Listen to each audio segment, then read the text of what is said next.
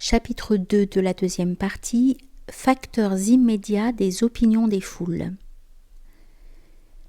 Nous venons de rechercher les facteurs lointains et préparatoires qui donnent à l'âme des foules une réceptivité spéciale, rendant possible chez elles l'éclosion de certains sentiments et de certaines idées.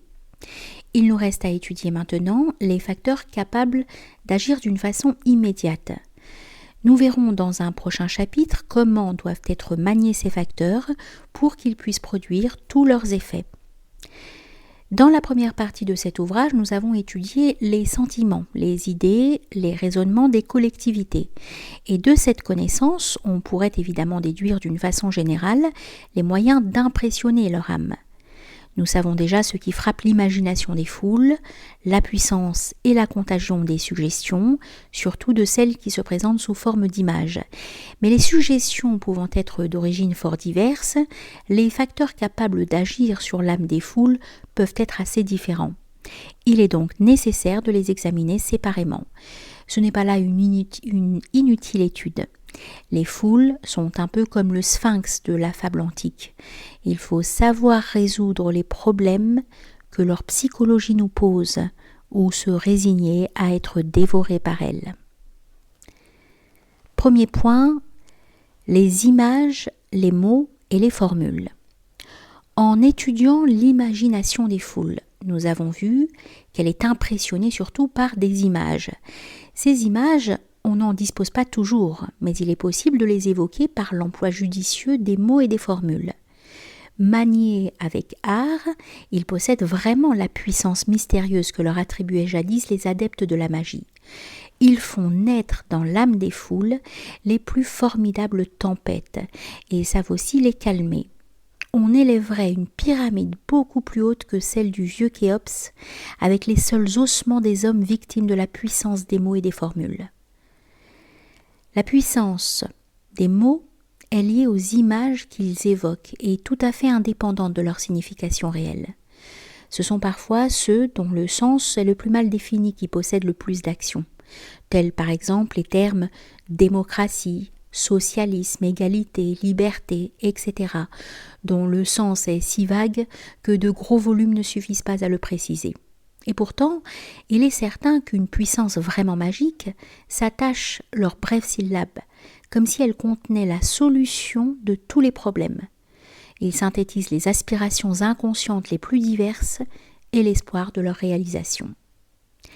La raison et les arguments ne sauraient lutter contre certains mots et certaines formules. On les prononce avec recueillement devant les foules, et dès qu'ils ont été prononcés, les visages deviennent respectueux et les fronts s'inclinent. Beaucoup les considèrent comme des forces de la nature, des puissances surnaturelles. Ils évoquent dans les âmes des images grandioses et vagues, mais le vague même qui les estompe augmente leur mystérieuse puissance. On peut les comparer à ces divinités redoutables cachées derrière le tabernacle et dont le dévot ne s'approche qu'en tremblant.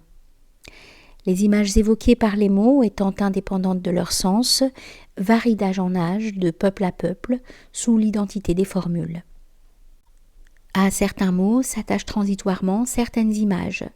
Le mot n'est que le bouton d'appel qui les fait apparaître. Tous les mots et toutes les formules ne possèdent pas la puissance d'évoquer des images.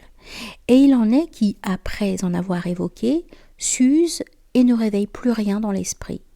Ils deviennent alors de vains sons, dont l'utilité principale est de dispenser celui qui les emploie de l'obligation de penser. Avec un petit stock de formules et de lieux communs appris dans la jeunesse, nous possédons tout ce qu'il faut pour traverser la vie sans la fatigante nécessité d'avoir à réfléchir sur quoi que ce soit. Si l'on considère une langue déterminée, on voit que les mots dont elle se compose changent assez lentement dans le cours des âges. Mais ce qui change sans cesse, ce sont les images qu'ils évoquent ou le sens qu'on y attache. Et c'est pourquoi je suis arrivée dans un autre ouvrage à cette conclusion que la traduction complète d'une langue, surtout quand il s'agit de peuples morts, est chose totalement impossible. Que faisons-nous en réalité quand nous substituons un terme français à un terme latin, grec ou sanskrit ? Ou même quand nous cherchons à comprendre un livre écrit dans notre propre langue il y a de cela 2 ou 3 siècles ? Nous substituons simplement les images et les idées que la vie moderne a mises dans notre intelligence, aux notions et aux images absolument différentes que la vie ancienne avait fait naître dans l'âme de race, soumise à des conditions d'existence sans analogie avec les nôtres. Quand les hommes de la Révolution croyaient copier les Grecs et les Romains, que faisaient-ils sinon donner à des mots anciens un sens que ceux-ci n'eurent jamais ? Quelle ressemblance pouvait-il exister entre les institutions des Grecs et celles que désignent de nos jours les mots correspondants ?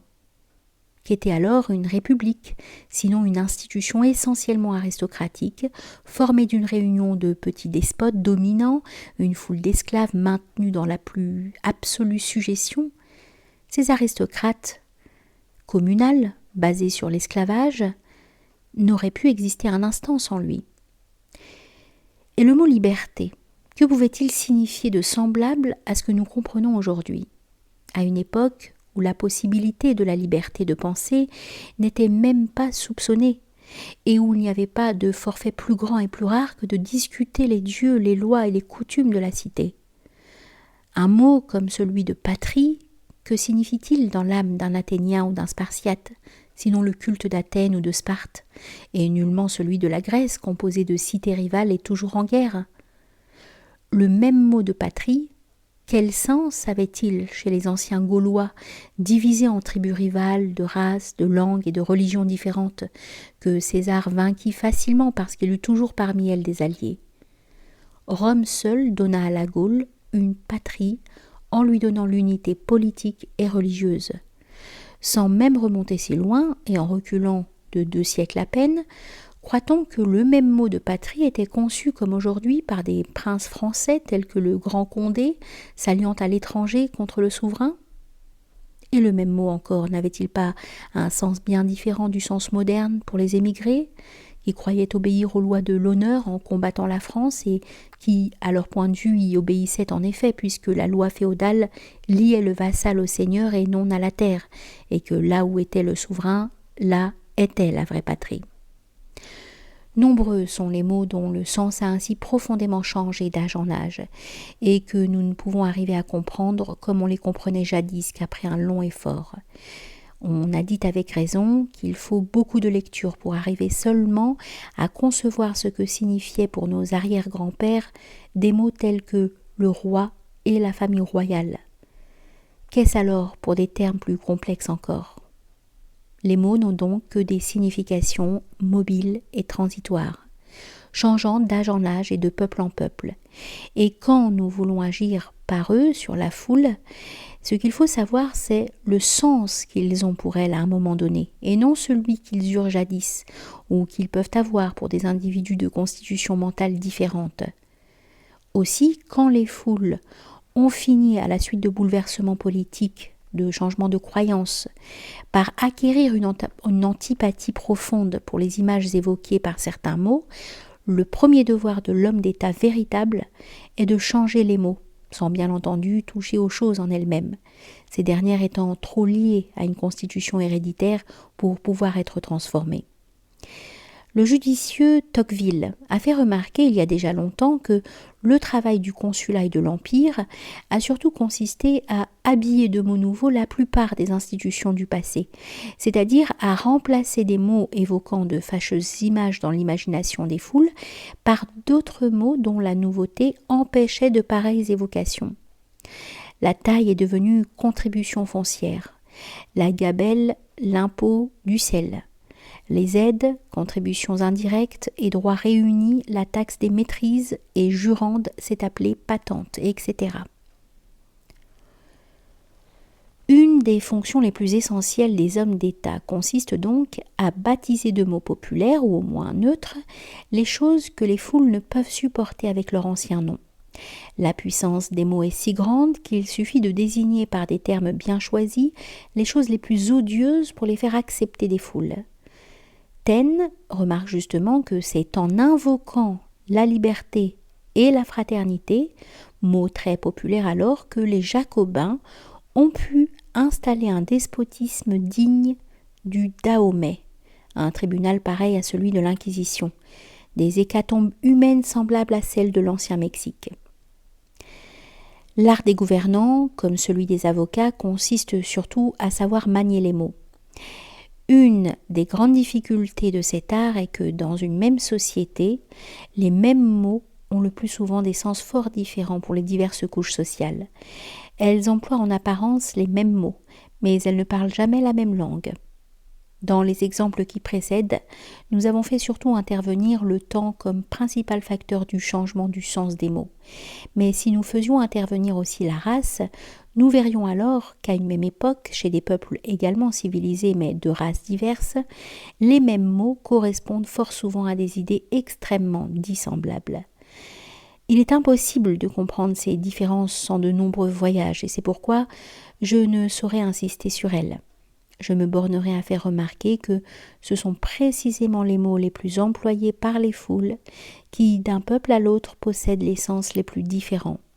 Tels sont par exemple les mots de démocratie et de socialisme, d'un usage si fréquent aujourd'hui.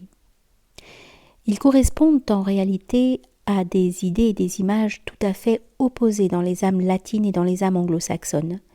Chez les latins, le mot démocratie signifie surtout effacement de la volonté et de l'initiative de l'individu devant celle de la communauté représentée par l'État. C'est l'État qui est chargé de plus en plus de diriger tout, de centraliser, de monopoliser et de fabriquer tout. C'est à lui que tous les partis, sans exception, radicaux, socialistes ou monarchistes, font constamment appel. Chez l'anglo-saxon, celui d'Amérique notamment, le même mot démocratie signifie au contraire développement intense de la volonté de l'individu, effacement aussi complet que possible de l'État, auquel en dehors de la police, de l'armée et des relations diplomatiques, on ne laisse rien diriger, pas même l'instruction. Donc, le même mot qui signifie chez un peuple effacement de la volonté et de l'initiative individuelle et prépondérance de l'État, signifie chez un autre développement excessif de cette volonté, de cette initiative et effacement complet de l'État, c'est-à-dire possède un sens absolument contraire. Deuxième point, les illusions. Depuis l'aurore des civilisations, les foules ont toujours subi l'influence des illusions. C'est aux créateurs d'illusions qu'elles ont élevé le plus de temples, de statues et d'autels. Illusions religieuses jadis, illusions philosophiques et sociales aujourd'hui. On retrouve toujours ces formidables souveraines à la tête de toutes les civilisations qui ont successivement fleuri sur notre planète. C'est en leur nom que se sont édifiés les temples de la Chaldée et de l'Égypte, les édifices religieux du Moyen-Âge, que l'Europe entière a été bouleversée il y a un siècle, et il n'est pas une seule de nos conceptions artistiques, politiques ou sociales qui ne porte leur puissante empreinte. L'homme les renverse parfois au prix de bouleversements effroyables, mais il semble condamné à les relever toujours.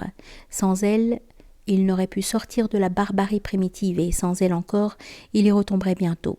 Ce sont des ombres vaines, sans doute, mais ces filles de nos rêves ont obligé les peuples à créer tout ce qui fait la splendeur des arts et la grandeur des civilisations. Nous citons : si l'on détruisait dans les musées et les bibliothèques, et que l'on fit écrouler sur les dalles des parvis toutes les œuvres et tous les monuments d'art qu'ont inspiré les religions, que resterait-il des grands rêves humains ? Écrit un auteur qui résume nos doctrines. Donner aux hommes la part d'espoir et d'illusion sans laquelle ils ne peuvent exister.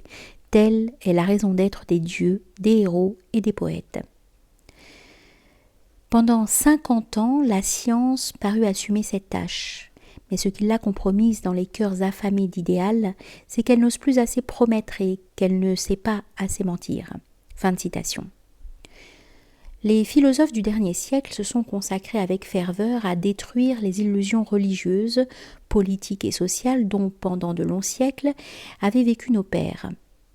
En les détruisant, ils ont tari les sources de l'espérance et de la résignation.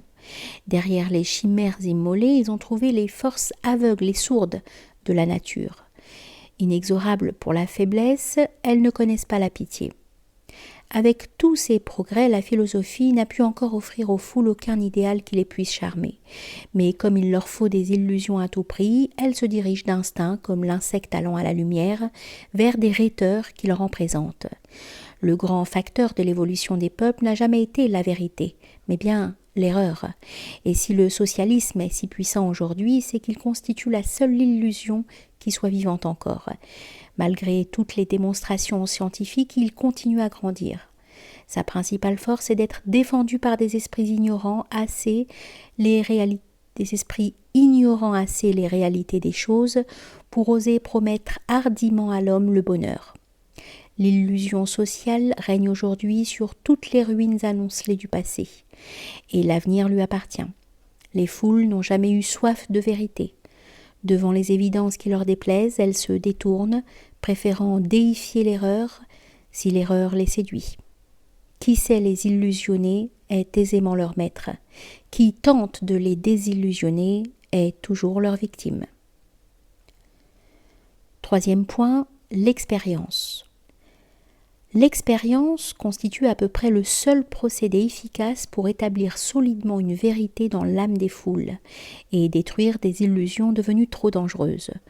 Encore est-il nécessaire que l'expérience soit réalisée sur une très large échelle et fort souvent répétée.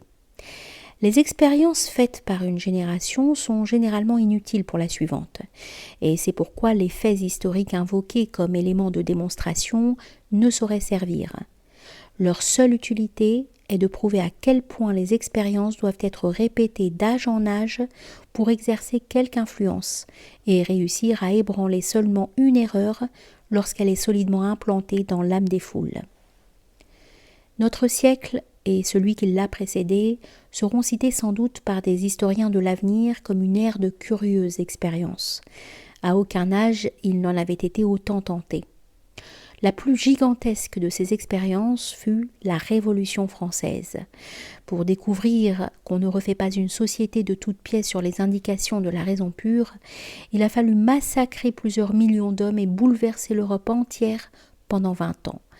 Pour nous prouver expérimentalement que les Césars coûtent cher au peuple qui les acclame, il a fallu 2 ruineuses expériences en 50 ans, et malgré leur clarté, elles ne semblent pas avoir été suffisamment convaincantes. La première a coûté pourtant 3 millions d'hommes et une invasion. La seconde, un démembrement et la nécessité des armées permanentes. Une troisième a failli être tentée il n'y a pas longtemps et le sera sûrement un jour. Pour faire admettre à tout un peuple que l'immense armée allemande n'était pas, comme on l'enseignait avant 1870, une sorte de garde nationale inoffensive, il a fallu l'effroyable guerre qui nous a coûté si cher. Pour reconnaître que le protectionnisme ruine les peuples qui l'acceptent, il faudra au moins 20 ans de désastreuses expériences. On pourrait multiplier indéfiniment ces exemples. Quatrième point, la raison. Dans l'énumération des facteurs capables d'impressionner l'âme des foules, on pourrait se dispenser entièrement de mentionner la raison, s'il n'était nécessaire d'indiquer la valeur négative de son influence. Nous avons déjà montré que les foules ne sont pas influençables par des raisonnements et ne comprennent que de grossières associations d'idées. Aussi est-ce à leurs sentiments et jamais à leur raison que font appel les orateurs qui savent les impressionner. Les lois de la logique n'ont aucune action sur elles. Pour convaincre les foules, il faut d'abord se rendre bien compte des sentiments dont elles sont animées, feindre de les partager, puis tenter de les modifier en provoquant, au moyen d'associations rudimentaires, certaines images bien suggestives. Savoir revenir au besoin sur ses pas, deviner surtout à chaque instant les sentiments qu'on fait naître, cette nécessité de varier sans cesse son langage suivant l'effet produit à l'instant où l'on parle frappe d'avance d'impuissance tout discours étudié et préparé. L'orateur y suit sa pensée et non celle de ses auditeurs, et par ce seul fait, son influence devient parfaitement nulle. Les esprits logiques, habitués à être convaincus par des chaînes de raisonnement un peu serrées, ne peuvent s'empêcher d'avoir recours à ce mode de persuasion quand ils s'adressent aux foules, et le manque d'effet de leurs arguments les surprend toujours. Nous citons. Les conséquences mathématiques usuelles fondées sur le syllogisme, c'est-à-dire sur des associations d'identité, écrites à un logicien, sont nécessaires. La nécessité forcerait l'assentiment même d'une masse inorganique, si celle-ci était capable de suivre des associations d'identité.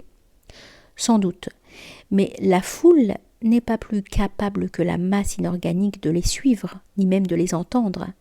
Qu'on essaie de convaincre par un raisonnement des esprits primitifs, des sauvages ou des enfants, par exemple, et l'on se rendra compte de la faible valeur que possède ce mode d'argumentation. Il n'est même pas besoin de descendre jusqu'aux êtres primitifs pour voir la complète impuissance des raisonnements quand ils ont à lutter contre des sentiments.